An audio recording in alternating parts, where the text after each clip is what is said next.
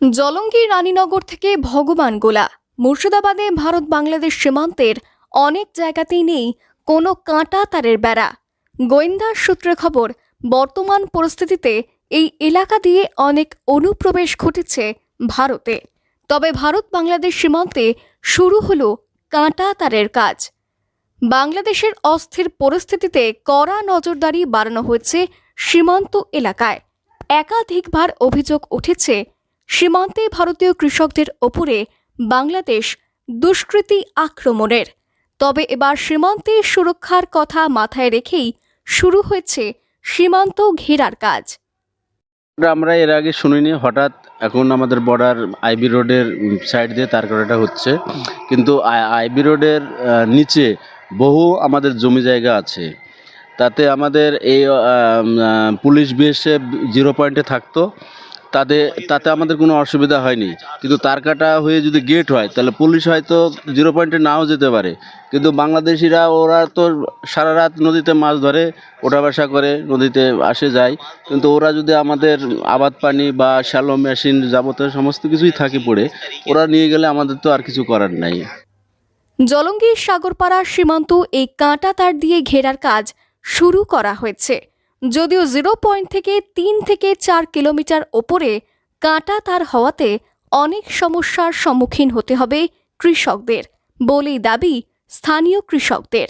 অন্যদিকে কাঁটা তার হওয়ায় কৃষি কাজ নিয়ে সমস্যা হলেও সুরক্ষিত থাকবে বাংলাদেশের আক্রমণের হাত থেকে।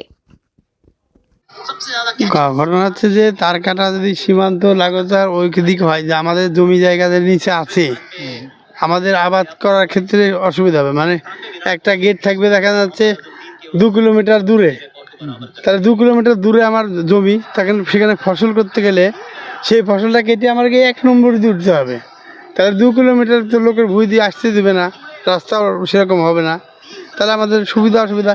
কিন্তু মাঝে মাঝে তো গেট দিবে না, 2 কিলোমিটার 2.5 কিলোমিটার দূরে একটা করে গেট, সেই গেটে আমাদের ডকুমেন্টস জমা দিই। টাইমের ব্যাপার, যে টাইমে দেখা যাচ্ছে 6টায় যদি আনতে দেয়, আবার 4টের সময় যদি উঠে যেতে বলে, তাহলে আমাদের ফসল আবাদ করার বিশালই সমস্যা। প্রসঙ্গত, ভারত বাংলাদেশ সীমান্তকে কয়েকটি ভাগে ভাগ করে নিয়েছে বিএসএফ। এর মধ্যে পশ্চিমবঙ্গে রয়েছে উত্তরবঙ্গ ফ্রন্টিয়ার, দক্ষিণবঙ্গ ফ্রন্টিয়ার এবং গুয়াহাটি ফ্রন্টিয়ার। মুর্শিদাবাদ পরে দক্ষিণবঙ্গ ফ্রন্টিয়ারের মধ্যে। প্রশাসন সূত্রে খবর, মুর্শিদাবাদ জেলায় ভারত বাংলাদেশের প্রায় 96 কিলোমিটার আন্তর্জাতিক সীমান্ত রয়েছে, যার অধিকাংশ জায়গাতেই কোনো কাঁটা তারের বেড়া নেই। সম্প্রতি বাংলাদেশ থেকে ভারতে বেআইনিভাবে বিভিন্ন সময় অনুপ্রবেশকারী ঢুকছে, তাও আবার জলঙ্গি, কখনো সাগরপাড়া দিয়ে।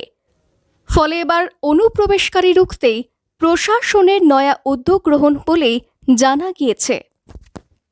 ফেন্সিং হওয়া তো জরুরি, যেহেতু বাংলাদেশের যে পরিমাণ আক্রান্ত বা এখন চলছে যেটা, তো সেই বিষয় নিয়ে বেড়াটা দেওয়া অতি অবশ্যই দরকার। তো এখন সীমান্তবর্তী এলাকা, আমরা তো বর্ডার এলাকার ধারেই থাকি, তো আমাদের অনেক মানুষও আছে, গরিব মানুষ আছে, তাদের জমি জমাও আছে ওখানে। তো তাদের তো একটু যেমন একদিক দিয়ে অসুবিধা হবে, তেমনি আরেক দিক দিয়ে সুবিধাও হবে। রাত্রের অন্ধকারে তো আমাদের নিশ্চিন্তে আমরা এখানে থাকতে পারি, যেহেতু ওরা যে কাজটা করছে সেই কাজটা আমাদের ভালোর জন্যই করছে। তো আমি চাইবো যে বেড়াটা হোক, কিন্তু মানুষ একটু সুবিধা হোক, যাতে চাষিরা ফসল টসল তুলে আনতে পারে ওখান থেকে, একটু বেড়াটা একটু দূর দিয়ে হোক। মুর্শিদাবাদ থেকে কৌশিক অধিকারীর রিপোর্ট, লোকাল 18 বাংলা।